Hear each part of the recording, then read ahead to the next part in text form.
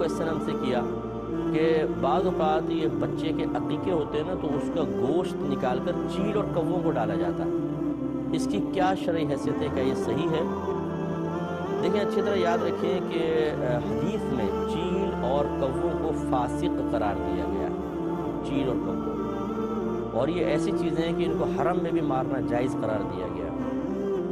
تو اس لیے ہمارے اکابرین نے بیان فرمایا، خصوصاً امام اہل سنت نے فتاوی رضوی میں لکھا کہ چیل اور کووں کو کھلانے کا کیا فائدہ، یہ تو فاسق ہے، ان کو نہ کھلایا جائے بلکہ یہ کسی مسلمان کو دیا جائے۔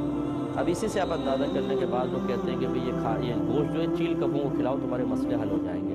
چیل کوے تو فساق میں سے ہیں، نبی کریم نے ان کو فاسق قرار دیا ہے۔ بہتر ہے کہ اتنا ہی گوشت آپ کسی مسلمان بھائی کو دے دیں، اسے گھر میں کھانا بنے، اس کے بچے کھائیں، بیچارے ان کو گوشت میسر نہیں ہے، چیل کووں کو کھلانے سے کیا فائدہ حاصل ہوگا؟ تو اس لیے اس پہ تھوڑا سا میرے خیال میں توجہ کرنی ہے۔